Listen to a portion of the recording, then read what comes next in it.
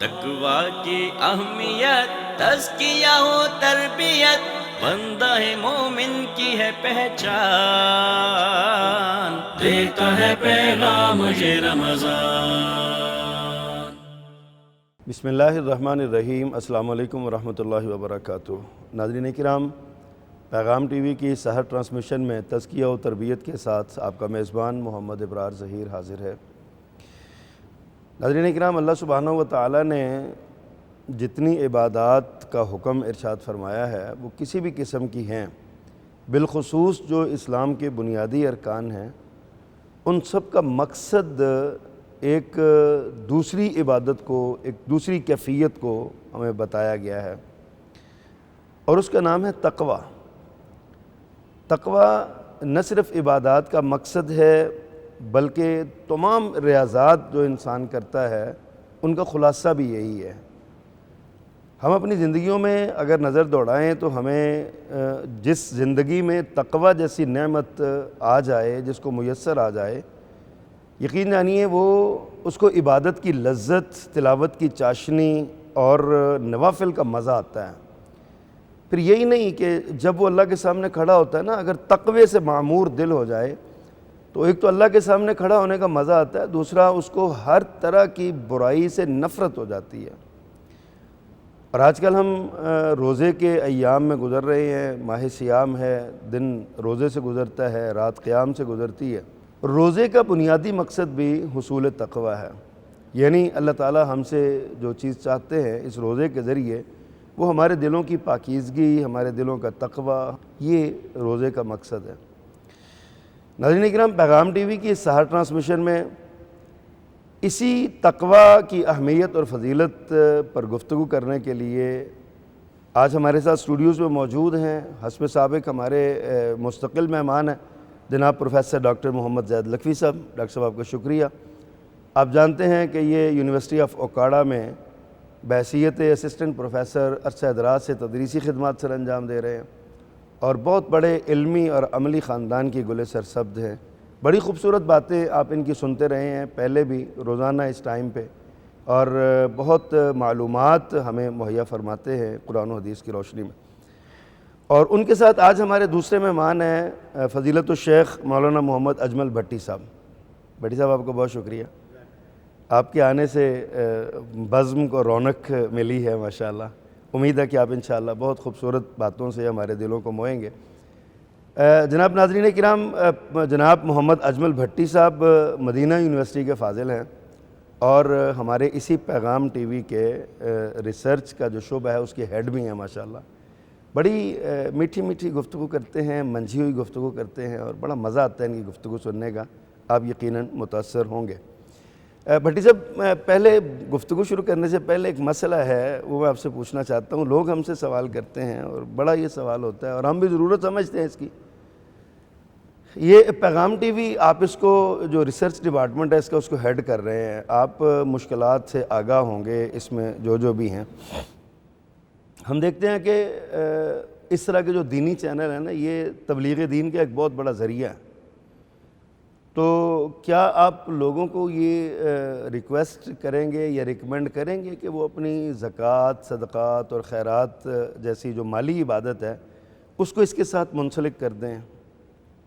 بسم اللہ الرحمن الرحیم، الحمدللہ رب العالمین، والصلاة والسلام علی اشرف الانبیاء والمرسلین، اما بعد۔ قابل احترام، زکوٰۃ کے جو مصارف اللہ رب العزت نے بیان کیے ہیں ان میں ایک ہے فی سبیل اللہ۔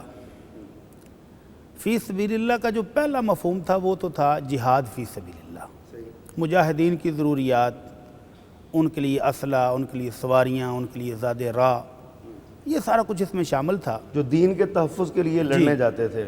تو اب جیسے جیسے ہم آگے کو آ رہے ہیں، اس دور میں پہنچے تو فی سبیل اللہ کا مفہوم علماء کرام نے بہت وسیع کر لیا اپنے اجتہاد سے، کہ ہر وہ چیز جو دین کو تقویت پہنچائے، دین کی نشر و اشاعت کا باعث بنے، وہ اس میں شامل ہے۔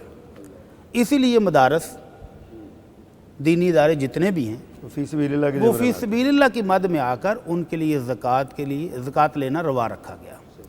تو اسی طرح پیغام ٹی وی جو ہے وہ اس وقت الحمدللہ پوری دنیا میں دین کی نشر و اشاعت شب و روز کر رہا ہے. تو اس کی ضروریات پوری کرنے کے لیے، اس کے اخراجات پورے کرنے کے لیے، تاکہ یہ دین کا پیغام پوری دنیا تک مسلسل پہنچتا رہے، تو اس کو بھی زکوٰۃ میں سے دے دینے میں کوئی حرج محسوس نہیں ہوتا.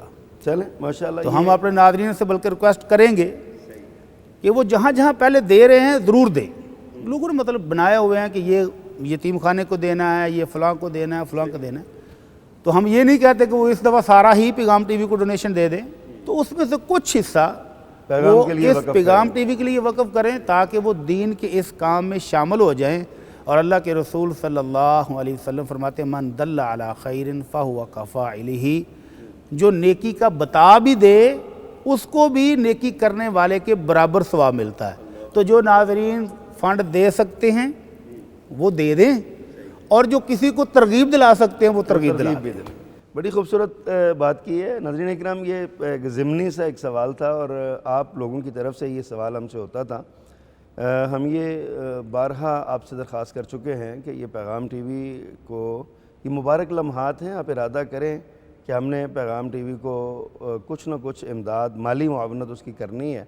اور یقیناً اس وقت سکرین پر بینک اکاؤنٹس وغیرہ چل رہے ہوں گے اور نمبر چل رہے ہوں گے، تو آپ ان سے ضرور رابطہ کیجئے. بہرحال پروگرام کی طرف آتے ہیں. سحری کی اس ٹرانسمیشن میں تزکیہ و تربیت ہمارا عنوان ہے، اور تزکیہ نفس کے لیے جو سب سے بڑی چیز ہے، جو تربیت ہمیں دیتی ہے، وہ ہے تقوی. ڈاکٹر صاحب، آپ سے اپنے موضوع کے متعلقہ بات کا آغاز کرتے ہیں کہ روزے کی فرضیت کا مقصد اللہ نے تقوی بیان فرمایا. لعلکم تتقون کے الفاظ ہیں کہ تاکہ تم متقی بن جاؤ. روزہ اس لیے تم پر اور تم سے پہلے لوگوں پر فرض کیا گیا، وہ بھی ان کو بھی یہی پیغام تھا، ہمیں بھی یہی پیغام ہے. تقوی اس کا حصول مقصد ہے. تقوی کسے کہتے ہیں آپ یہ فرمائیے آسان لفظوں میں، تاکہ ہمارے ناظرین کو اس بات کا علم ہو کہ یہ مشکل ہے بہت زیادہ یا آسانی سے حاصل ہو سکتی ہے یہ صفت اور یہ نعمت. نحمدہ و نصلی علی رسولہ الکریم، اما بعد. ایک تو سب سے پہلے میرا خیال ہے کہ جو عمومی تاثر تقوی کے بارے میں ہمارا ہے، اس کو ضرور ہمیں زیر بحث لانا چاہیے، اس کو سمجھنا چاہیے کہ عام طور پہ متقی، پرہیزگار، اس کے لیے ہمارا تصور یہ ہے کہ جو شخص اس نے کوئی رومال لیا ہوا ہے، منہ لپیٹا ہوا ہے، نہ وہ کسی سے بات کرتا ہے، اور وہ اس طرح کی جو کیفیات ہیں ظاہری طور پر، کوئی لباس کے اعتبار سے اس کے اور اس کے جو انداز ہے لوگوں سے رویے اور بیہیویئر، اس سے ہم سمجھتے ہیں کہ شاید یہ بندہ متقی ہے، یہ پرہیزگار. ہمارے دوست کہتے ہیں یہ تقوی چڑھایا ہوتا ہے اس نے نا.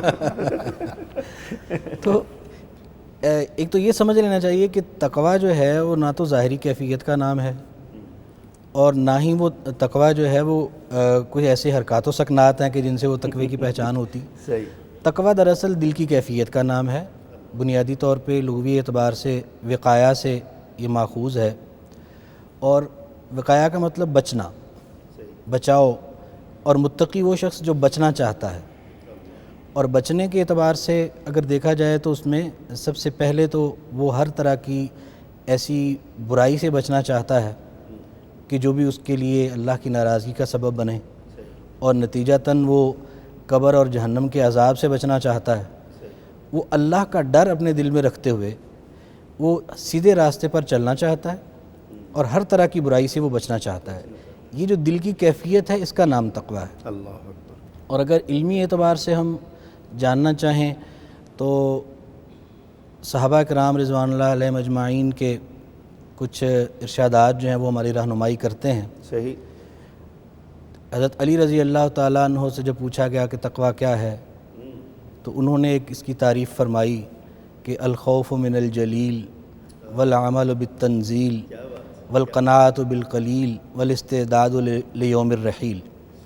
تو یعنی انہوں نے اپنا جو تاثر تھا اس کے بارے میں کہ وہ یہی انہوں نے 4 اس کے اوصاف بیان کیے کہ تقوی یہ ہے کہ اللہ کا ڈر بندے کے دل میں ہو. حضرت علی کی فصاحت و بلاغت کا شاہکار ہے یہ. جی بالکل. اللہ اکبر. تو اللہ کا ڈر دل میں ہو، عمل قرآن کے مطابق ہو، جو تھوڑا بہت اللہ تعالیٰ دے دے اس پر قناعت ہو، صحیح. اور تیاری ہر وقت آخرت کے دن کی سفر آخرت کی تیاری رکھے. تو یہ تقوی ہے. صحیح. اسی طرح سے عمر فاروق رضی اللہ تعالیٰ عنہ نے جب ابی بن کعب رضی اللہ تعالیٰ عنہ سے اس حوالے سے پوچھا، کیونکہ صحابہ کا یہ معمول تھا کہ وہ علمی اعتبار سے ایک دوسرے سے سوال بھی کرتے تھے اور استفادہ کرتے تھے، تو انہوں نے فرمایا کہ کیا آپ کبھی کانٹے دار راستے پہ نہیں چلے؟ تو انہوں نے کہا جی چلتا ہوں۔ تو کیا کرتے ہو؟ کہتے جی میں کپڑے اپنے بہت سمیٹ لیتا ہوں اور بہت جد و جہد کے ساتھ، کوشش کے ساتھ کانٹے دار جھاڑیوں سے بچتے ہوئے صاف صاف راستے پر چلتا ہوں۔ یہ مطلب تھا ان کا۔ تو انہوں نے فرمایا کہ یہی تقویٰ ہے کہ زندگی انسان کی وہ پیدائش سے لے کے موت تک وہ آزمائشوں کی کانٹے دار جھاڑیاں ہیں، گناہوں کی کانٹے دار جھاڑیاں ہیں، اور جو اس زندگی کے سفر پر اپنے آپ کو اس طرح سے کنٹرول کر کے، جیسے وہ کپڑے سمیٹتا ہے کہ ہر کانٹے دار جھاڑی سے بچنے کی کوشش کرے، صاف صاف راستے کا، نیکی کے راستے پر چلتا ہوا وہ زندگی گزار لیتا ہے، تو یہی تقویٰ ہے۔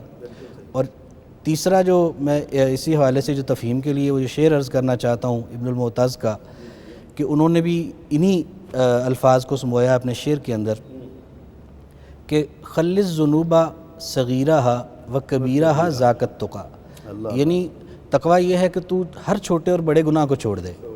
اور پھر اس کی وہ مثال بیان کرتے ہیں کہ وسنا کماشن فوق ارض الشوک یحذر ما یرا، اس طرح سے کر جیسا کوئی کانٹے دار جھاڑیوں پہ چلنے والا کرتا ہے کہ وہ جو بھی خطرہ کہیں دیکھتا ہے وہ اس سے ڈرتا ہے، اس سے بچنے کی کوشش کرتا ہے۔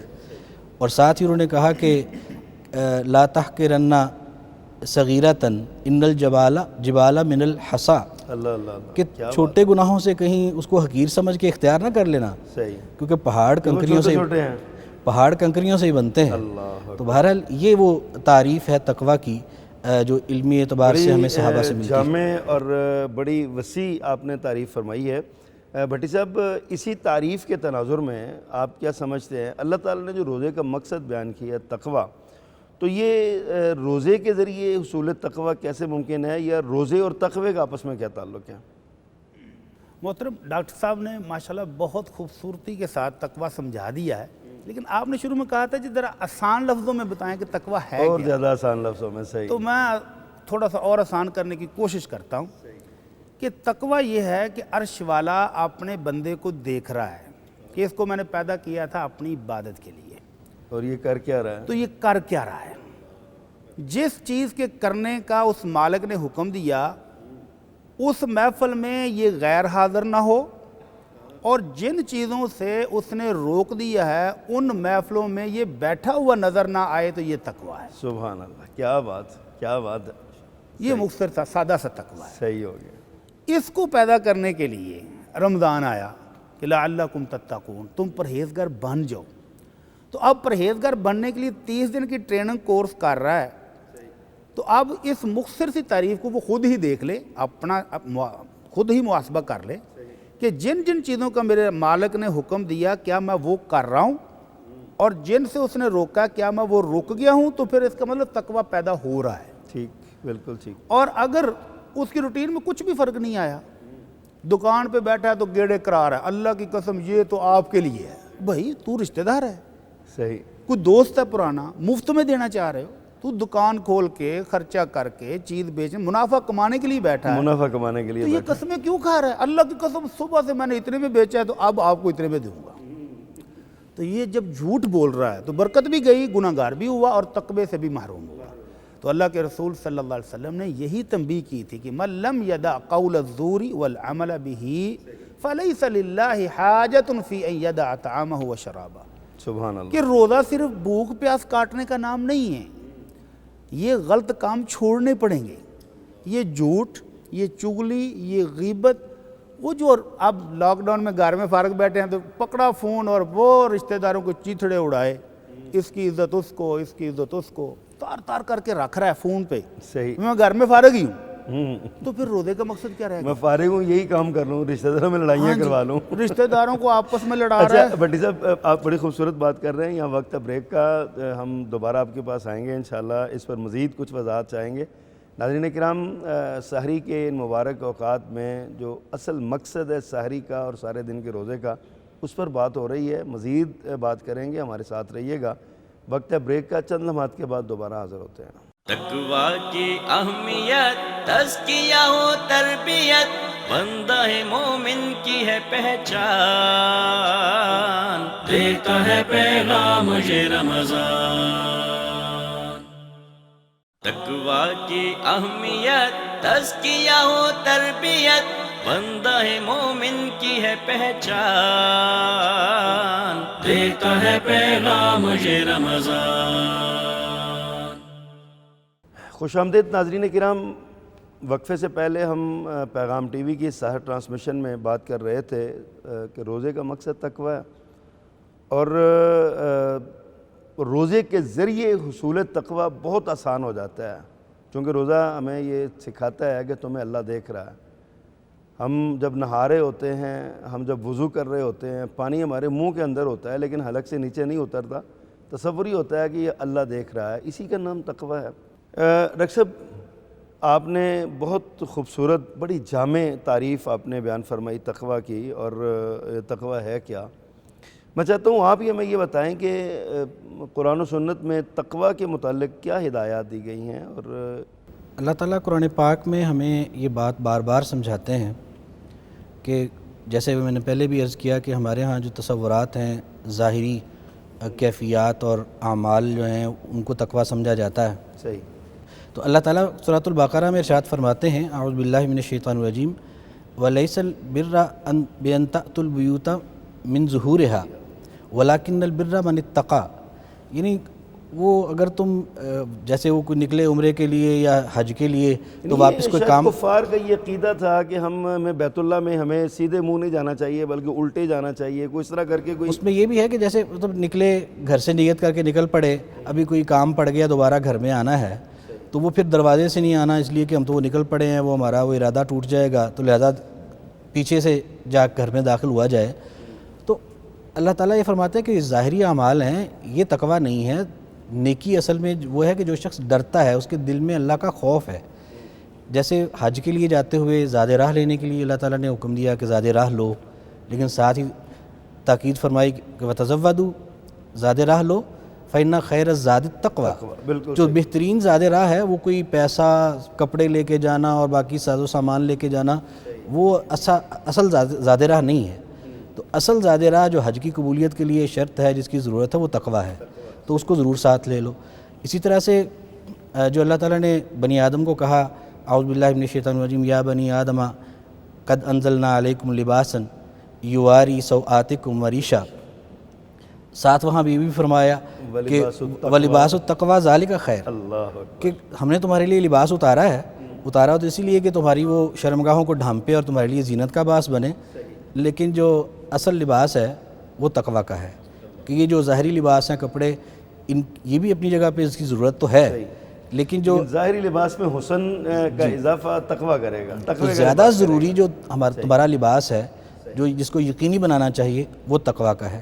اسی طرح سے قربانی کا عمل ہم کرتے ہیں تو وہاں بھی اللہ تعالیٰ نے یہی فرمایا، اعوذ باللہ من الشیطان الرجیم، لن ینال اللہ لحومها ولا دماؤها ولکن ینالہ التقوی منکم، کہ تمہارے جانوروں کا نہ خون پہنچتا ہے اللہ تعالیٰ کو، نہ گوشت پہنچتا ہے، تو اللہ کو تو جو مقصود ہے تو باریک قربانیوں میں سے وہ تقوی ہے۔ تو یوں اگر قرآن پاک کو ہم پڑھتے ہیں تو جگہ جگہ اللہ تعالیٰ نے یہ اہمیت بیان فرمائی ہے کہ تقوی کی اسلام کے اندر اور شریعت کے اندر تقوی جو ہے نا وہ جزو لا ینفک ہے انسانی زندگی کا، کسی بھی عمل کی قبولیت کے لیے اس کا ہونا شرط ہے، بہت ضروری ہے۔ اور اگر دل کی یہ کیفیت نہیں ہے تو اس کے عمل کے اندر وہ کمال اس کو حاصل نہیں ہو سکتا جو اس کا اصل مقصود ہے۔ محترم بھٹی صاحب، آپ یہ فرمائیے کہ جیسے قرآنی آیات کی روشنی میں محترم ڈاکٹر صاحب نے بڑی خوبصورت باتیں ارشاد فرمائی ہیں کہ اللہ تعالیٰ نے تمام عبادات کا خلاصہ اور نچوڑ اور مقصد جو ہے نا وہ تقوی بیان کیا ہے۔ ظاہر ہے رسول اللہ صلی اللہ علیہ وسلم حامل قرآن ہیں، سب سے پہلی وحی آپ پر ہی آتی رہی ہے، اور آپ نے سب سے زیادہ قرآن پر عمل کیا، حتیٰ کہ ام المومنین سیدہ عائشہ رضی اللہ عنہ نے فرما دیا وَكَانَ خُلُقُهُ الْقُرْآنِ، آپ کا تو زندگی ساری قرآن سے عبارت ہے، آپ کا اخلاق جو ہے وہ قرآن سے عبارت ہے۔ تو نبی صلی اللہ علیہ وسلم نے ظاہر تقوی کے لیے مثالیں قائم کی ہوں گی، چھوڑی ہوں گی اس امت کے لیے، آپ کے تقوی کے بارے میں کچھ ارشاد فرمائیں۔ امام المتقین کے تقوی کے بارے میں آپ پوچھ رہے ہیں، اللہ اکبر۔ وہ امام، وہ رحمت عالم صلی اللہ علیہ وسلم، جنہوں نے ایک موقع پر فرمایا تھا انی اتقاکم للہ، تم سب سے بڑھ کر، یعنی امام ہیں، امام المتقین، تم سب سے بڑھ کر میں اللہ سے ڈرنے والا، اس کا تقوی اختیار کرنے والا ہوں۔ تقوی میں 3 چیزیں بہت ضروری ہوتی ہیں۔ نمبر 1 کہ اللہ کو ہر وقت یاد کیا جائے، اور کوئی لمحہ ایسا نہ ہو کہ جس لمحے اللہ کو بندہ بھول جائے۔ اللہ کی معیت کا تصور ہم کہہ سکتے ہیں کہ یہ ہونا چاہیے۔ تو یہ اللہ کو ہر وقت یاد رکھنا، عمل سے بھی اور قلب سے بھی، دونوں سے۔ کیا بات! تو صحابہ کرام کہتے ہیں کہ ہم ایک مجلس میں اللہ کے رسول صلی اللہ علیہ وسلم کو 100 مرتبہ اپنی زبان سے اللہ کی حمد و ثنا بیان کرتے ہوئے اور استغفار کرتے ہوئے سنتے تھے۔ تو کون سا لمحہ ہوگا جب آپ اللہ کا ذکر نہیں کر رہے، یاد نہیں کر رہے؟ دوسری چیز کہ اللہ رب العزت کی اطاعت کی جائے اور نافرمانی بالکل نہ ہو۔ تو امام المتقین ہوں اور نافرمانی کا تصور بھی یہ ممکن نہیں ہے۔ بالکل صحیح، بالکل صحیح۔ اور تیسری چیز کہ جو اللہ رب العزت نے اپنی رحمت سے نعمتوں کی فراوانی دی ہے اس کا شکر، تو شکر گزاری کی کیفیت دیکھتے ہیں۔ تو رات کو تہجد پڑھنے کی وجہ سے پاؤں مبارک سوج گئے، ورم آ گیا، تو اما جی عائشہ نے کہا اللہ کے رسول کیوں اتنی محنت کرتے ہیں، جبکہ اللہ رب العزت نے جنت میں اعلیٰ ترین مقام آپ کا پہلے سے فکس کیا ہوا ہے، مقرر کیا ہوا، پھر کیوں؟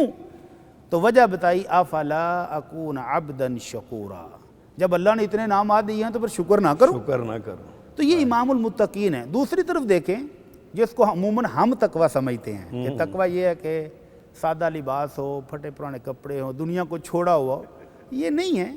آپ نے فرمایا میں سب سے بڑھ کر تقوی کا اختیار کرنے والا ہوں۔ اس کے باوجود شادیاں بھی کی ہیں، بیوی بچوں کے مسائل بھی ہیں، رات کو سوتا بھی ہوں، تہجد بھی پڑھتا ہوں، اور دنیا کے سارے معاملات کر رہا ہوں، روزہ بھی رکھتا ہوں، ناغہ بھی کرتا ہوں، اور پھر تقوی عملاً بھی دکھایا۔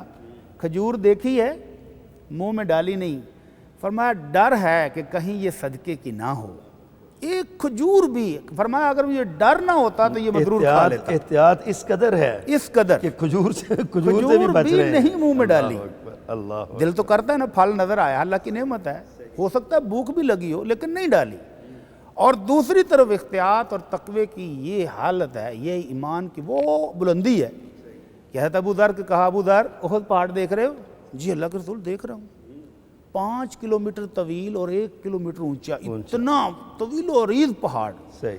فرمایا میرے ابو ذر اگر سونے کا یہ بنا ہوا میرے پاس ہو تو 3 دن گزرنے سے پہلے پہلے میں یہ سارا اللہ کی راہ میں خرچ کر دوں گا، سوائے اس دینار کے جو قرض کی ادائیگی کے لیے رکھوں گا۔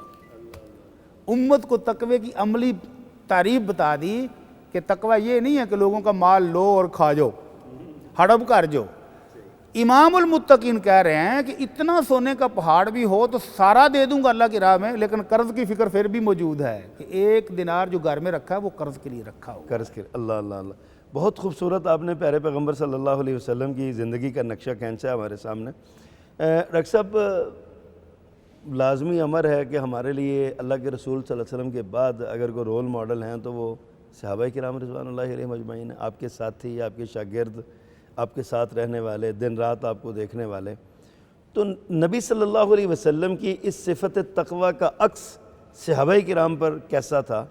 کس طرح عکاسی کرتے تھے آپ کی اس صفت کی؟ وہ نبی کریم صلی اللہ علیہ وسلم کے کچھ ارشادات اور صحابہ کے اقوال جو ہیں وہ ہمیں بتاتے ہیں کہ ان کا احساس تقوی کے بارے میں کیا تھا، کتنا وہ اہم سمجھتے تھے۔ بخاری شریف کی ایک روایت ہے کہ مومن جو ہے وہ گناہ کو اس طرح سے سمجھتا ہے کہ جیسے وہ پہاڑ کے نیچے بیٹھا ہوا ہے اور وہ پہاڑ بھی اس کے سر پر گر پڑے گا، اتنا وہ اس سے خطرہ محسوس کرتا ہے، اتنا وہ ڈرتا ہے، اتنا اس کے بارے میں وہ کانشیس ہوتا ہے اور محتاط ہوتا ہے۔ اور کافر اور منافق جو ہے وہ گناہ کو ایسے سمجھتا ہے کہ جیسے ناک کے پاس سے مکھی گزر گئی، تو یہ کیا ہو گیا، کچھ اس کا کیا مسئلہ، اس طرح سے۔ اسی طرح حضرت عمر فاروق رضی اللہ تعالیٰ عنہ، حضرت سعد بن ابی وقاص رضی اللہ تعالیٰ عنہ کو نصیحت کرتے ہیں ان کو جہاد پر اور مہم پر بھیجتے ہوئے کہ یا سعد اوصیک ومن معک من الجند بالتقوی، کہ اے سعد میں تجھے اور وہ لوگ جو لشکر میں سے تیرے ساتھ ہیں نا، میں ان کو تقوی کی نصیحت کرتا ہوں، کیونکہ تقوی جو ہے یہ جہاد کی تیاریوں میں سے سب سے بڑی تیاری ہے، اللہ اکبر، بالکل صحیح، اور اللہ تعالیٰ کی مدد کے حصول کا یہی واحد ذریعہ ہے۔ اور اگر ہم جو گناہ جو ہیں وہ تو دشمنوں کے لیے ہیں، اور اگر ہم گناہوں میں دشمنوں کے برابر ہو گئے تو پھر جو فرق تھا وہ تو ختم ہو گیا، اور تعداد میں کیونکہ وہ ہم سے زیادہ ہیں تو پھر تو وہ طاقت ان کی بڑھ جائے گی ہم سے۔ اللہ اللہ اللہ، فکر کیسا ہے، یعنی ہر لمحہ امن میں بھی اور جنگ میں بھی ہر جگہ صحیح، تقوی کی وہ اہمیت کو سمجھتے تھے۔ صحیح، اور اسی طرح جو ایک روایت میں آپ صلی اللہ علیہ وسلم کا ارشاد ہے کہ عقل مند آدمی، سمجھدار آدمی وہ ہے کہ جو اپنے آپ کو جھکا کر اور اپنے آپ پہ غور و فکر کرتا ہے، اپنے آپ کو جھکاتا ہے اور پھر موت کے بعد کے لیے تیاری کرتا ہے۔ اس طرح عمر فاروق رضی اللہ عنہ کا وہ قول کہ جو بار بار اس کا حوالہ دیا جاتا ہے کہ حاسبو قبل ان تحاسبو، صحیح، کہ تم حساب کر لو، اپنا احتساب خود ہی کر لو اس سے پہلے کہ تمہارا احتساب کیا خود جائے۔ کیا جائے، صحیح، تو بہرحال جن کو اللہ تعالیٰ نے یہ فکر ہے، کیا فکر عقل دی ہے، جن کو اللہ تعالیٰ نے عقل دی ہے، ہدایت دی ہے، اصل میں وہ دانش مند لوگ ہیں، وہی اصل میں حکمت والے لوگ ہیں اور وہی سمجھدار لوگ ہیں جو ہدایت یافتہ تھے۔ لیکن جب قرآن اور سنت کو دیکھتے ہیں اور اللہ اور اس کے رسول کی تاکیدوں کو دیکھتے ہیں، تقویٰ کے تقاضوں کو دیکھتے ہیں، تو اس وقت یہ بڑی دانائی کی بات معلوم ہوتی ہے۔ اللہ اکبر، صحیح۔ ڈاکٹر صاحب آپ نے بڑی خوبصورت بات کی ہے۔ بھٹی صاحب، ڈاکٹر صاحب نے اگر اجازت ہو تو میں صحابہ کرام کے تقوی میں چند گزارشات پیش کر میں آپ سے نا یہ گزارشات لینا چاہتا ہوں، آپ کے فرمودات سے مستفید ہونا چاہتا ہوں۔ آپ کے پاس یقیناً تاریخ پڑھنے والے ہیں آپ، اور آپ نے سیرت کی بہت سی کتابیں پڑھ رکھی ہیں، آپ اکثر واقعات سناتے ہیں۔ میں آپ سے یقیناً یہ سوال کرنا چاہوں گا، لیکن یہاں وقت ہے بریک کا، چند لمحات کے بعد دوبارہ حاضر ہوں گے۔ تو ناظرین کرام، آپ نے سنا ہے محترم بھٹی صاحب کچھ واقعات ہمیں سنانا چاہتے ہیں صحابہ کرام کے تقوی کے۔ انشاءاللہ العزیز ہمارے ساتھ رہیے گا، وقفے کے بعد آتے ہیں تو ان سے سنتے ہیں انشاءاللہ۔ چند لمحات کے بعد دوبارہ ملاقات ہوتی ہے۔ تقوی کی اہمیت، تزکیہ و تربیت، بندہ مومن کی ہے پہچان، دیتا ہے پیغام یہ رمضان۔ تقوی کی اہمیت، تزکیہ و تربیت، بندہ مومن کی ہے پہچان، دیتا ہے پیغام یہ رمضان۔ ویلکم بیک ناظرین، پیغام ٹی وی کی سحر ٹرانسمیشن میں تزکیہ و تربیت پروگرام جاری ہے۔ وقفے سے پہلے ہمارے معزز مہمانان گرامی ہمیں نبی مکرم صلی اللہ علیہ وسلم کے شاگردان رشید، آپ کے رفقائے کرام، آپ کے صحابہ اعظام کے جو تقوی کے عکس تھے، رسول اللہ صلی اللہ علیہ وسلم کے تقوی کے جو عکس تھے پیارے صحابہ کرام پر، ان کا ذکر فرما رہے تھے۔ محترم پروفیسر اجمل بھٹی صاحب، آپ سے درخواست ہے کہ آپ بھی اس حوالے سے ہمیں کچھ رہنمائی فرمائیں، صحابہ کرام رضوان اللہ علیہ مجمعین کا تقوی کیا تھا؟ امام المتقین صلی اللہ علیہ وسلم کے شاگرد ہوں اور ان میں تقوی کی اعلیٰ ترین مثالیں ہم ذکر نہ کریں تو یہ ممکن نہیں ہے۔ تو آپ کے شاگردان رشیدان میں سب سے پہلا نام جو ہے وہ ہے ابو بکر صدیق رضی اللہ تعالی عنہ، اور وہ ابو بکر صدیق رضی اللہ عنہ جن کے بارے میں امام الانبیاء صلی اللہ علیہ وسلم نے یہ گارنٹی دے دی تھی کہ ابو بکر جنت کے 8 دروازوں سے آواز آئے گی کہ ادھر سے تشریف لائیں، ویلکم، آ جائیں آ جائیں۔ تو ابو بکر نے پوچھا تھا، اللہ کے رسول جانا تو جنت میں ہی ہے، لیکن کیا کوئی خوش نصیب ایسا بھی ہوگا کہ 8 دروازوں سے اس کو ویلکم کہا جا رہا ہو؟ تو آپ نے فرمایا ارجو ان تکون منہ، ابو بکر مجھے امید ہے کہ تو ان میں ضرور انہی میں سے ہے۔ اللہ اکبر، تو یہ ابو بکر جس کو جنت کے 8 دروازوں سے گارنٹی ملی ہوئی ہے، ویلکم گرانٹڈ کہ ویلکم کہا جائے گا، سبحان ان کے تقوی کا عالم یہ ہے کہ خادم نے لا کر مٹھائی کھلائی، کھانے کے بعد پوچھا حضرت پتہ ہے کہ یہ مٹھائی آئی کہاں سے؟ کہاں سے؟ خادم ہے، پہلے بھی لا کے دیتا تھا، کہاں سے آئی؟ کہتا جی میں نے زمانہ جاہلیت میں ایک تکا لگایا تھا غیب کا، کسی فیملی کو کہا کہ تہاڈے گھر بیٹا ہی ہوگا، وہ ہو گیا، تو ان کے ہاں بیٹا ہوا، تو یہ جو میں نے غیب کی خبر بتائی تھی انہوں نے خوشی میں مجھے مٹھائی دی، تو یہ وہ ہے، اور میں نے آپ کو کھلا دی ہے۔ اللہ اکبر۔ تو فوراً گلے میں انگلی ماری اور سب کچھ باہر نکال دیا سبحان اللہ، کہ ابو بکر کا پیٹ اس قسم کی حرام کمائی کھانے کے قابل نہیں ہے۔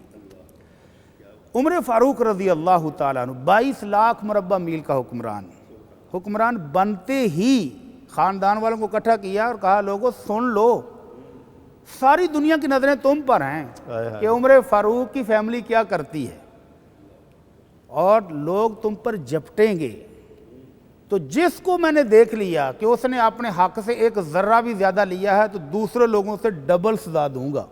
اللہ اکبر۔ اور مدینہ منورہ میں لوگوں نے دیکھا کہ اونٹ چار رہے ہیں، عمر فاروق کی نظر بھی پڑی، ماشاءاللہ بڑے موٹے تازے اونٹ ہیں، کس کے ہیں؟ عرض کیجیے آپ کے بیٹے کے ہیں۔ اچھا میرے بیٹے کے اونٹ؟ اور مجھے پتہ ہی نہیں، مجھے پتہ ہی نہیں۔ بیٹے کو بلایا، بیٹا ادھر آؤ نا ذرا، یہ اونٹ کہاں سے آئے؟ اللہ اکبر۔ ابا جی میں نے اپنی کمائی سے خریدے ہیں۔ تو لوگوں کے اونٹ دبلے پتلے ہیں، تیرے موٹے تازے کیوں ہیں؟ ہاں تم نے فائدہ اٹھایا ہوگا، لوگ کہتے ہوں گے امیر المومنین کا بیٹا ہے، اس کو ذرا اچھی چارے میں چرنے دو، پانی کا ٹائم آئے گا تو ذرا امیر المومنین کے بیٹے کے اونٹوں کو پہلے پلا دو، اس لیے یہ زیادہ پل گئے ہیں، چلو بیچو، اپنی اثر رقم وصول کرو اور جتنا پرافٹ ہو بیت المال میں جمع کرواؤ۔ اللہ، یہ امیر المومنین سبحان تقوی کی یہ حالت۔ سبحان اور اس کے ساتھ ساتھ کیا کہتے ہیں کہ اگر کل قیامت کو یہ اعلان ہو گیا کلکم داخلون الجنہ الا رجلا واحد لخشیت ان اکون انا ہوا، اللہ کی قسم ڈر یہ ہے کہ کل قیامت کو اگر اعلان ہو جائے کہ سارے لوگ جنتی ہیں سوائے ایک کے، تو مجھے ڈر ہے کہ کہیں عمر نہ ہو۔ اللہ اللہ اللہ۔ اور اگر یہ اعلان ہو، اللہ کی رحمت کی امید بھی ہے کہ اگر یہ اعلان ہو کہ سارے جہنم کی طرف جا رہے ہیں صرف ایک بچا ہے، تو مجھے امید ہے کہ میں عمر بچ جاؤں۔ اللہ اکبر کبیرہ، یہ کیا تقویٰ بات ہے۔ کیا بات ہے۔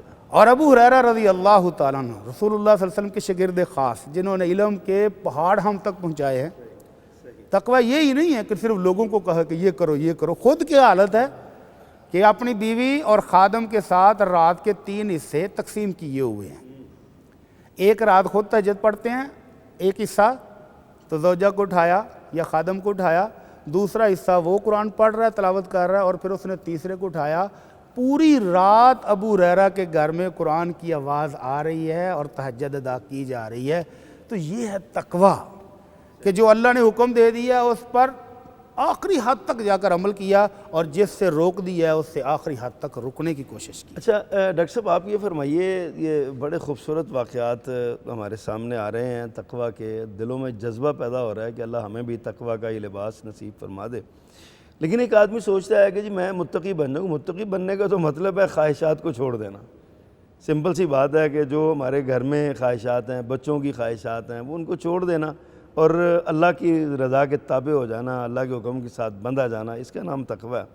لیکن ایک آدمی اگر قربانی دے لیتا ہے، اس کا دل چاہتا ہے میں یہ تقویٰ کا لباس پہن لوں اور میں کوشش کروں مجھے یہ مل جائے، تو دنیاوی اعتبار سے اس کو کوئی فائدہ ہو سکتا ہے کہ وہ چلو کچھ لالچی طبیعت بھی ہوتی ہے نا کہ یار میں یہ نیکی کا کام کروں تو مجھے یہ مل جائے گا، دنیا کے اعتبار سے اس کو کیا منافع ہو سکتا ہے اس تقوی کا؟ اس بارے میں بھی اللہ تعالیٰ کا قرآن ہمیں رہنمائی دیتا ہے۔ سب سے بنیادی ضرورت ایک اگر ایماندار ہے تو اس کے لیے تو سب سے بنیادی چیز یہ ہے کہ وہ اللہ تعالیٰ کی کتاب سے صحیح معنوں میں ہدایت حاصل کر سکے۔ تو اس کے لیے بھی اللہ تعالیٰ نے سورۃ البقرہ میں یہ ارشاد فرما دیا کہ اعوذ باللہ من الشیطان الرجیم ھدی للمتقین، کہ اس کو دنیا میں ایک جو فائدہ یہ ملتا ہے کہ وہ جب تقوی اختیار کرتا ہے تو اللہ کی اس پاک کلام سے اس کو رہنمائی اور ہدایت ملتی ہے۔ صحیح۔ اور مسلمان کے لیے یہ بھی ایک بہت بڑا انسینٹیو ہے اور بڑی اس کے لیے خوشی کی بات ہے۔ اسی طرح اللہ تعالیٰ نے فرمایا کہ اعوذ باللہ من الشیطان الرجیم فإن اللہ یحب المتقین، کہ بے شک اللہ تعالیٰ جو ہے وہ محبت کرتا ہے پرہیزگاروں سے۔ تو ظاہر ہے کہ ایماندار کو اللہ کی محبت کا یقین ہو کہ یہ کام کرنے سے مجھے اللہ کی محبت ملے گی، تو اس کی تو دنیا آخرت سمجھ جاتی ہے۔ صحیح۔ اسی طرح سے ہماری خواہش ہوتی ہے کہ ہر مشکل میں، ہر کسی مصیبت کے اندر میرے ساتھ کوئی نہ کوئی ایسی ذات ہو، کوئی ایسی شخصیت ہو کہ جو میرے لیے ان مشکلات میں سہارا بن جائے۔ اور وہ بھی اللہ تعالیٰ نے یہ فرمایا کہ وَاعْلَمُوا أَنَّ اللَّهَ مَعَ الْمُتَّقِينَ، کہ یہ بات جان لو کہ اللہ تعالیٰ پرہیزگاروں کے ساتھ ہے۔ وہ جو پہلے میں نے عرض کیا کہ عمر فاروق رضی اللہ عنہ نے جو ان کو تاکید کی، وہ بھی یہی کی کہ اللہ کی مدد ہی نہیں آنی جب تک تقویٰ نہیں ہوگا۔ تقویٰ نہیں ہوگا، بالکل۔ یہ سارے ہمارے دنیا کے فوائد ہیں۔ اسی طرح سے اللہ تعالیٰ فرماتے ہیں کہ وَمَن يَتَّقِ اللَّهَ يَجْعَل لَهُ مِنْ أَمْرِهِ يُسْرًا، یعنی اس کے معاملات کو اللہ تعالیٰ آسان کر دیتا ہے جو تقوی اختیار کرتا ہے۔ اب یہ وہ ساری چیزیں ہیں جو ہر ایک کی ہماری وہ بھی ضروریات ومن یتق اللہ یجعل لہ مخرجا جی میں عرض کر رہا ہوں من حیث لا یحتسب۔ بالکل، یعنی جو تقوی اختیار کرتا ہے اس کو اللہ تعالیٰ اس کے لیے ہر مشکل سے نکلنے کی راہ بناتا ہے، اور ایسی ایسی جگہوں سے اللہ تعالیٰ اس کو رزق عطا فرماتا ہے کہ جہاں سے اس نے سوچا بھی نہیں ہوتا۔ اسی طرح سے دوسرے مقام پر اللہ تعالیٰ نے ارشاد فرمایا کہ وَلَوْ أَنَّ أَهْلَ الْقُرَىٰ آمَنُوا وَاتَّقَوْا، تو اگر یہ بستیوں والے ایمان لے آئیں اور تقوی اختیار کر لیں تو لَفَتَحْنَا عَلَيْهِمْ بَرَكَاتٍ مِّنَ السَّمَاوَاتِ وَالْأَرْضِ، تو ہم تو ان کے لیے آسمانوں اور زمین کی برکتیں کھول دیں، ان کے دروازے کھول دیں ان کے لیے۔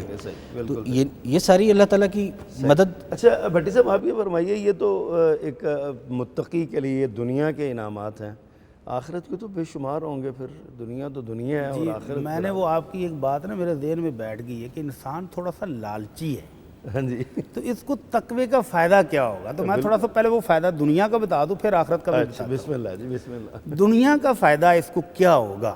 اگر اس کا کاروبار بند ہے، نہیں چل رہا، رزق کی تنگی آ گئی ہے، نہیں مل رہی، بیماریاں آ گئی ہیں، جانے کا نام نہیں لے رہی، مشکلات آ گئی ہیں، نکلنے کا راستہ ہی نہیں مل رہا، تو تقوی اختیار کر لے۔ اللہ تعالیٰ فرماتے ہیں الا ان اولیاء اللہ لا خوف علیہم ولا هم یحزنون، کہ لوگوں سن لو، جو میرا دوست ہے نا اسے کوئی پریشانی، کوئی دکھ، کوئی غم، کوئی خوف ہے ہی نہیں۔ تو وہ دوست ہیں کون؟ اللہ تعالیٰ فرماتے ہیں الذین آمنوا وکانوا یتقون، دوست وہ ہیں جو ایمان لے کر متقی ہو جائیں۔ تو جب اس کا دوست ہی بن گیا تو پھر فکر کس بات کی؟ فکر کس بات کی؟ صحیح۔ اجازت ہو تو ایک بابے کی بات سنا دوں؟ جی بسم اللہ جی، بسم اللہ۔ میں کہہ رہا ہوں کہ جو اللہ کا دوست ہو گیا اس کو پر فکر کرنے کی ضرورت نہیں۔ ضرورت نہیں ہے، بالکل۔ تو وہ ایک بزرگ طواف کر رہے تھے، تو کہتے ہیں اچانک میرے کانوں میں نا پنجابی کی آواز پڑی، وہ جہاں ساری دنیا کے رنگ برنگیاں بولیاں والے لبیک لبیک کہہ رہے ہوں، وہاں کو پنجابی میں بات کر رہا ہو تو توجہ تو جاتی ہے نا کہ یہ کون ہے۔ تو کہتے ہیں میں نے مڑ کے دیکھا تو ایک پنجابی بابا بیت اللہ پر نظریں ٹکائی ہیں اور کیا رہا ہے، اللہ تجھ پتہ ہے میں ڈیرے دار بندہ، تو اللہ میرے ڈیرے پر جب کو آ جانا تو میں کبھی خالی ہاتھ نہیں ہوں جان دیتا، تو اللہ آج میں تیرے ڈیرے پہ آ گیا ہوں، اگے تیری مرضی جو کرنا ہی کر لے۔ اللہ اللہ اللہ۔ تو جو اللہ کا دوست بن جائے تقوی اختیار کر کے، تو پھر دنیا کی اسے کوئی فکر نہیں رہنی چاہیے۔ بند دروازے وہ خود کھول لے گا، رزق کے چشمے جو سوکھ گئے ہیں وہ جاری خود کر لے گا، جو بیماریاں آ گئی ہیں دور وہ خود کرے گا، اختیار بھی تو اسی کے پاس ہی ہے نا، کچھ اس کے پاس ہے۔ تو پھر اس کے دوست بننے کی کوشش کرو، وہ سارا کچھ خود ہی دے گا۔ اور آخرت میں کیا ہے؟ اللہ تعالیٰ کہتے ہیں تلک الجنت التی نورث من عبادنا من کان تقیا، یہ جنت تو ہم اپنے ان بندوں کو دیں گے جو متقی تھے۔ تو جنت تو وہ ہے جو نہ کسی آنکھ نے دیکھی، نہ کان نے سنی، نہ دل میں نقشہ ہی بن سکا۔ تو وہ ساری نعمتیں کن کو ملنی ہیں؟ وہ پرہیزگاروں کو ملنی۔ اللہ اللہ اللہ اکبر۔ ڈاکٹر صاحب آپ یہ فرمائیے کہ کوئی ایسا معیار آپ کی نظر میں ہے جس کے ذریعے معلوم ہو سکے کہ یہ بندہ متقی ہے؟ جیسے آغاز میں آپ بیان کر چکے ہیں کہ کپڑے پھٹے ہوئے پہن کے، بڑی سی چادر اوڑھ کے، اور سر پہ جو ہے نا ایک رومال باندھ کے اور گردن جھکا کے اور بظاہر وہ پھرتے رہنا، یہ تو ایک یعنی تقوی چڑھانے والا ہے نا تقوی، لیکن کوئی ایسا معیار جو شریعت نے مقرر کیا ہو جس سے پتہ چلتا ہو کہ یار یہ متقی آدمی ہے؟ بہت شکریہ۔ ایک تو محترم نے بڑی ماشاءاللہ علمی گفتگو فرمائی، اور ایک خاص طور پہ وہ جو بزرگوں کا واقعہ انہوں نے بیان کیا ہے بیت اللہ شریف میں، اس سے صرف ایک تاثر ایک اس عام جو ہے سامع کے لیے ہو سکتا ہے کہ دعا کرتے ہوئے اللہ تعالیٰ سے یہ کہنا کہ اب تیری مرضی ہے تو جو مرضی کر لے، کیونکہ یہ رسول اللہ صلی اللہ علیہ وسلم کی تعلیم ہے، مطلب عام بندے کے لیے کہ کہیں وہ یہ نہ سمجھ لے کہ اللہ تعالیٰ سے دعا اس طرح سے کی جا سکتی ہے کہ تو چاہے تو یہ کر دے چاہے تو نہ کرے۔ تو اس سے نبی کریم صلی اللہ علیہ وسلم نے منع فرمایا کہ دعا کے وقت اس طرح سے دعا نہ کرے، بلکہ عزم کے ساتھ اور لپٹ کے اور اصرار کے ساتھ دعا کرے۔ یہ نا اشارہ اسی طرف ہے، وہ جو حدیث میں بھی واقعہ آتا ہے نا، اس کا سامان گم ہو گیا، پھر ملا تو اس نے کہا انت عبدی وانا ربک. جی جی. وہ جوش جذبات میں بندہ ایسے کہہ جاتا ہے. یہ جو بابا جی ہیں یہ بھی اور ویسے تو جیسے وہ موسیٰ علیہ السلام کا واقعہ ہے کہ وہ انہوں نے دیکھا کوئی ایک جو مائی ہے بیچاری، وہ اللہ تعالیٰ سے کے لیے بیٹھے باتیں کر رہی ہے، یا اللہ تو اکیلا ہے، تو میرے پاس ہوتا تو میں تجھے کنگھی کرتی. اللہ اکبر. یہ ایک نا جذبات ہیں. وہ بات اس لحاظ سے ٹھیک ہے، صرف میں اس لیے کہ دعا کر شرعی اعتبار سے ہمارے عام سامع کو یہ پتہ ہونا چاہیے کہ دعا میں اس طرح سے دعا کرنے سے اللہ کے رسول نے منع فرمایا کہ اللہ تعالیٰ سے یہ کہا جائے کہ تو چاہے تو یہ قبول کر لے چاہے نہ کر. نہیں ہونا چاہیے. دوسرا یہ جو دنیوی فوائد کے حوالے سے ایک دو اور مقامات جو تھے، ایک بڑا خاص طور پہ اہم جو ہے، اس وقت ہماری امت مسلمان جو ہے وہ بہت ساری کفار کی سازشوں میں اس وقت اس کا شکار ہے اور گھری ہوئی ہے. ہم یہ بلکہ بہت سارے جو نظریات ہیں اس وقت کے جو حالات ہیں ان کے پیچھے بھی بعض اوقات یہ ہے کہ یہ بھی سازشیں ہیں جن کے اندر اس وقت پوری دنیا جو ہے وہ مبتلا ہو چکی ہے. تو اللہ تعالیٰ نے ان سے بچاؤ کے لیے بھی تقویٰ کو فرمایا ہے. سورہ آل عمران میں کفار کی ساری سازشیں بتائیں، ان کے احساسات بتائے کہ وہ تمہارے بارے میں خیال کیا کرتے ہیں، لیکن آخر پہ حال یہی فرمایا کہ اعوذ باللہ من الشیطان الرجیم وَإِن تَصْبِرُوا وَتَتَّقُوا لَا يَضُرُّكُمْ كَيْدُهُمْ شَيْئًا. اگر تم صبر کرو گے اور تقویٰ اختیار کرو گے تو وہ جو جتنے بھی ان کے جذبات ہیں برے، وہ تمہارے بارے میں وہ جو کچھ بھی وہ چاہے انگلیاں کاٹتے ہیں غصے سے علیحدگی میں، تو تمہارا وہ کچھ نقصان نہیں کر سکتے جب تم تقویٰ اختیار کرنے والے ہوگے اور صبر کرنے والے ہوگے. ایک تو یہ میں چاہ رہا تھا کہ ذرا اس کا اضافہ ہو جائے. دوسرا آپ نے جو فرمایا کہ اس کی کوئی ظاہری علامت، تو اللہ تعالیٰ فرماتے ہیں کہ جو اللہ تعالیٰ کے شاعر کی تعظیم کرتا ہے نا، یہ دل کے تقویٰ میں سے ہے اس کی یہ خصوصیت. اب شاعر میں بہت ساری چیزیں ہیں، اب وہ اذان ہے، نماز ہے، سارے جتنے نیکی کے کام ہیں، ایک مسلمان کا جو گیٹ اپ ہے، اس کی داڑھی ہے، ایک مسلمان خاتون کا برقع ہے، یہ سب کیا ہے؟ یہ اللہ اور اس کے رسول کے احکامات کی تعمیل ہے. یہ ان کے مقرر کیے ہوئے دین کے شاعر ہیں. اور جو شخص دل سے ان چیزوں کو پسند کرتا ہے، ان کی تعظیم اور عزت اور احترام کرتا ہے، تو یہ دل کے تقوی کی بات ہے، یہ اس کے تقوی کی علامت ہے. اسی طرح پھر اگر ہم دیگر قرآن پاک سے رہنمائی لیتے ہیں تو سورۃ المومنون میں بھی اور جگہ جگہ اللہ تعالیٰ نے جہاں بھی مومنین کی صفات جو بھی گنوائی ہیں، وہ صفات، وہ اعمال ہیں کہ جو اس بات کی طرف اشارہ ہے اور وہ نشانیاں ہیں کسی بھی شخص کے کامل ایمان کی اور اس کے دل کے اندر تقویٰ کی موجودگی کی، کہ جس میں نمازوں کی حفاظت ہے، لغو اور بیہودہ کاموں سے بچنا ہے، اور یہ اس طرح کے جتنے بھی اوصاف ان کے اللہ تعالیٰ نے بیان فرمائے ہیں وہ سب وہ نشانیاں ہیں کہ جس کے اندر وہ موجود ہیں. انشاءاللہ اس کے دل میں اندر تقویٰ موجود ہے. اچھا اپنا بھٹی صاحب آپ یہ فرمائیے کہ تقویٰ کا ایک تو یہ انسان کی ذاتی زندگی پہ اثرات ہوتے ہیں نا، اس کو وہ سارا کچھ یعنی کہ خیر ملتی ہے اور تسلی ملتی ہے اور بڑی امیدیں، اس کی بہتر امیدیں لگ جاتی ہیں. اگر ایک مجموعی طور پہ ایک معاشرہ اگر متقی بن جائے، معاشرے کے افراد کثیر تعداد میں متقی ہوں، تو اس معاشرے پر اس تقویٰ کے کیا اثرات مرتب ہوں گے؟ شیخ محترم، اگر تقویٰ ہماری زندگیوں میں آ جائے اور اس کا اثر ہونا شروع ہو جائے تو پھر کیا ہم تصور کر سکتے ہیں کہ رشتہ داری ٹوٹے گی، قطع رحمی ہوگی، بیٹا باپ کو آنکھیں دکھا رہا ہو، بھائی بھائی کو قتل کر رہا ہو؟ کیا یہ ممکن ہے؟ تقویٰ ہو تو یہ نہیں ہوگا. پھر پیار ہوگا، محبت ہوگی، الفت ہوگی. اگر تقویٰ ہو تو یہ جو ہم نے کھانے پینے والی کوئی چیز بھی ملاوٹ کے بغیر نہیں چھوڑی، کیا یہ ہوگا؟ نہیں ہوگا. جس کے پاس جو ہے وہ خالص پیش کرے گا. جب اس کو پتا کہ میرا اللہ مجھے دیکھ رہا ہے تو وہ کسی چیز کی بھی اس میں ملاوٹ کر ہی نہیں سکتا. ہم نے 2 نمبر سے لے کر اب 10 سے بھی اوپر چلے گئے ہیں برانڈ کہ 10 نمبر تک یہ چیز مل رہی ہے، ہر چیز کی قیمت ہے. بالکل صحیح. اگر تقویٰ ہو تو انسان کسی کو گالی دے سکتا ہے؟ اگر تقویٰ ہو تو گھر میں فارغ بیٹھا رشتہ داروں کو آپس میں لڑا سکتا ہے. اگر تقویٰ ہو تو روزہ بھی رکھا ہوا ہے وہ فلمیں دیکھ سکتا ہے. اگر تقویٰ ہو، روزہ بھی رکھا ہوا ہے، فیملی سمیت گاڑی میں بیٹھا ہے، اونچی آواز سے ڈیک لگا کے گانے سن رہا ہے، تو پھر تقویٰ نہیں ہے.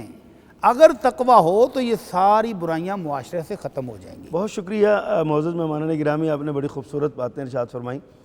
ناظرین کرام، سحری کے ان مبارک اوقات میں آپ نے سنا بھی ہے اور سمجھا بھی ہوگا یقیناً کہ تقویٰ کے بغیر نہ ایمان کا کوئی فائدہ ہے، نہ عمل کا کوئی فائدہ ہے، کسی بھی عمل کا کوئی فائدہ نہیں ہے. اور تقوی اگر مل جائے تو اس کے دنیا میں بھی اور آخرت میں بھی ثمرات بہت ہیں۔ تو ایک تاجر کی حیثیت سے یا ایک لالچی انسان کی حیثیت سے بھی ہمیں یہ لالچ کرنی چاہیے کہ ہم تقوی لے لیں، جس کے بہت سے فائدے ہیں دنیا میں بھی اور آخرت میں بھی، اور ہمارے معاملات کی درستگی، ہماری مشکلات کی آسانی، ہمارے کاروبار کی بندش کا ختم ہونا، ہمارے گھروں میں اطمینان ہونا، لڑائی جھگڑوں کا ختم ہو جانا، یہ سارا کچھ تقوی کے ساتھ یہ وابستہ ہے اور جڑا ہوا ہے۔ تو اس لحاظ سے بھی ہمیں یقیناً تقوی کی کوشش کرنی چاہیے، حصول تقوی کے لیے یہ بہت لازمی ہے، چونکہ قبولیت دعا کا وقت ہے اور یہ بڑا ایک قیمتی اوقات ہیں۔ میں محترم بھٹی صاحب آپ سے درخواست کروں گا کوئی دعائیہ کلمہ ارشاد فرمائیے جو ہمارے لیے بڑا ہی مفید ہو، اور اللہ تعالیٰ اس مبارک لمحے میں اللہ پاک ہم پہ رحم فرما دے۔ جی شیخ محترم، ابھی ہمارا موضوع تھا تقوی اور بات ہو رہی تھی امام المتقین صلی اللہ علیہ وسلم کی، تو آپ کی دعائیں تو ساری ہی خوبصورت ہیں، لیکن آج کے موضوع کے متعلق ایک بہت خوبصورت دعا کہ جو اللہ کے نبی صلی اللہ علیہ وسلم خود مانگا کرتے تھے، لیکن کس لیے؟ امت کو سکھانے کے لیے کہ تمہیں بھی ضرورت ہے۔ کیا دعا ہے؟ آپ دعا کیا کرتے تھے، اللہم انی اعوذ بک من علم لا ینفع وقلب لا یخشع ونفس لا تشبع ودعوت لا یستجاب لہا، کہ اللہ میں ایسے علم سے تیری پناہ مانگتا ہوں جو نفع بخش نہ ہو، اور ایسے دل سے تیری پناہ مانگتا ہوں جو تیرے سے ڈرتا ہی نہیں ہے، اور ایسے نفس سے تیری پناہ مانگتا ہوں، ایسے دل سے تیری پناہ مانگتا ہوں جو بھرے ہی نہ، قناعت ہی نہ ہو، راجتا ہی نہیں ہے، ہوس ہی کے مارا ہوا ہو۔ صحیح۔ اور اللہ ایسی دعاؤں سے بھی تیری پناہ مانگتا ہوں جو تیرے ہاں قبول ہی نہ ہوں۔ اللہ اکبر، بہت شکریہ۔ ناظرین کرام، انہی دعائیہ کلمات کے ساتھ اپنے میزبان محمد ابرار ظہیر کو اجازت دیجیے۔ کل انشاءاللہ العزیز اسی وقت دوبارہ ملاقات ہوگی۔ اللہ حافظ۔ ایمان کی شبنم، رحمت کی چھم چھم، آیا نیکیوں کا ایسا موسم، برکت کے لمحے، تسبیح کے نغمے، نیکیوں کی بوندیں ٹپ کے ٹم ٹم، تقوی کی اہمیت، تزکیہ و تربیت، بندہ مومن کی ہے پہچان، دیتا ہے پیغام یہ رمضان، دیتا ہے پیغام یہ رمضان۔